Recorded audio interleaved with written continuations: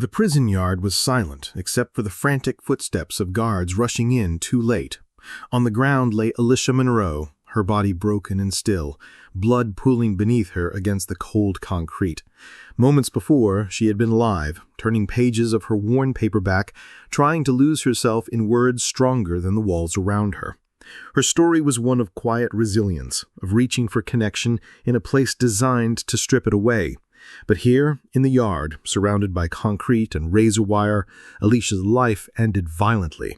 And at the center of it all stood David Turner, a prison warden whose choices had led him down a path from authority to forbidden attachment and finally unbearable regret.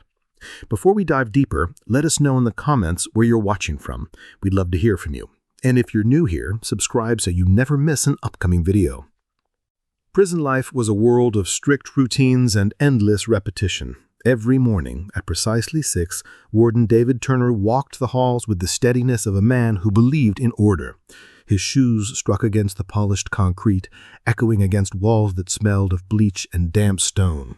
The fluorescent lights above hummed constantly, never giving way to darkness, just a dull, unrelenting glow. Inmates moved in predictable lines, cafeteria trays, roll calls, counts. Among them was Alicia Monroe, a 32-year-old woman convicted for a non-violent financial crime. Unlike many, she didn't belong to a group, nor did she fight for dominance.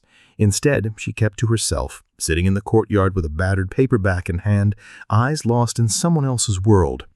She was intelligent, quiet, and carried a sense of sorrow that made her stand out. Her life seemed invisible until the day it intersected with David Turner's. Their first real encounter never meant to matter. Alicia had filed a grievance about the prison meals. Complaints were common, most ignored. But when she entered David's office, it wasn't a usual scripted exchange. She spoke of more than the bland food. She admitted something deeper, her fear of being forgotten. "It feels like I could disappear in here and no one would notice," she said softly, almost ashamed. David, who had spent years enforcing rules without listening, found himself pausing. He should have brushed it off, checked a box, and closed her file. But instead, he listened. He offered her a glass of water, asked a question he didn't need to, and lingered longer than he should have. That moment, small and unremarkable to anyone else, was the crack in the wall that separated them. Neither realized it yet, but the line between warden and inmate had shifted. What began with that single conversation quietly grew. Their meetings started under the pretext of routine, but routine soon gave way to something more personal. A cup of coffee left on David's desk during paperwork sessions. A brief pause in the hall where their eyes met longer than necessary. For Alicia, the attention was something she hadn't felt in years, a reminder she was still human. For David, it was unsettling, yet strangely comforting. He would leave the office questioning his judgment, torn between duty and the pull of her honesty. Neither dared speak openly of what was happening. Instead, it was the subtleties, the way her laugh broke through the stale silence of prison walls, the way his hand lingered just a moment too long when handing her a file. Every gesture blurred the boundaries further, turning what should have been protocol into something neither could easily control. Over the weeks that followed, their connection deepened. David began seeking her out not for complaints but for conversation. He told her about his sleepless nights, his distant wife, the hollow quiet of his suburban home. Alicia listened, offering empathy he hadn't felt in years. She shared memories of music, the family gatherings she once attended, and the shame she carried for the mistakes that had landed her here. In the sterile environment of the prison, their exchanges felt alive. Even small talk about a song, a book, was heavy with meaning. For Alicia, David became a rare refuge from the cruelty of prison life. For David, Alicia was a reminder that beneath every file and crime, there was a person. They both knew the risk, but loneliness makes people reckless. Their words became confessions, and their silence carried more weight than either of them could ignore. Then came the night when Alicia revealed her truth. Under the dim glow of a flickering hallway bulb, her voice broke as she confessed she was HIV positive. The silence after hung heavy, pierced only by the faint buzz of the light. David felt his world tilt. As warden, his responsibility was to step back, to distance himself, to protect the institution. Yet instead, He stayed. He looked at her not as a case number, but as a woman who had trusted him with her most vulnerable truth. The risk was real, the consequences terrifying, but in that moment, empathy outweighed caution. For Alicia, his choice not to recoil was everything. For David, it was the point of no return. Their connection was no longer about shared words. It was now bound by a secret that changed everything, a secret that would soon endanger them both. In prison, nothing stays hidden for long. A correctional officer noticed how often David lingered near Alicia's unit. Another inmate caught the subtle look they exchanged across the yard. Rumors began spreading. Rumors in prison are sharper than knives. Alicia found herself isolated, whispers following her wherever she walked.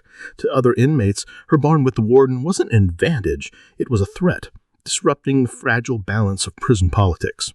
Some officers grew suspicious too, questioning David, offering veiled warnings. But David brushed it off, telling himself he had it under control. In truth, control had already slipped away. For Alicia, the attention turned dangerous. She wasn't just another inmate anymore.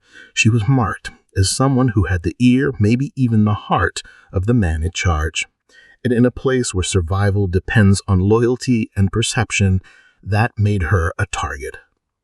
It happened on a day like any other. Alicia sat in the yard with her paperback, the one piece of escape she still held on to.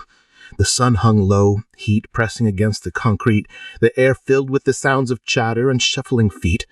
And suddenly, a group of women surrounded her. Words were exchanged, angry, sharp, laced with resentment.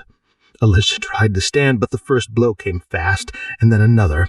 The guards hesitated, unsure whether to intervene too soon or let it play out. Within moments, the yard erupted. Alicia's book fell to the ground, pages scattering as fists and kicks landed. When the guards finally rushed in, it was already too late. Alicia lay still, her breath shallow, blood marking the pavement beneath her. In a control tower, David heard the alarm and ran. But by the time he reached her, she was gone. The official report called it an inmate altercation, cold words for something far more tragic. Alicia's death was filed as another statistic, another casualty of prison violence. But for those who had seen the looks, the whispered conversations, the subtle bond between her and the warden, the truth felt heavier. David Turner was summoned to hearings, grilled by superiors, and silently judged by his peers.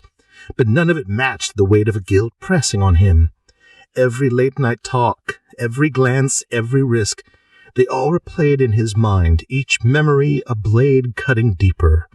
Alicia had trusted him with her truth, and in his attempt to protect her, he had failed.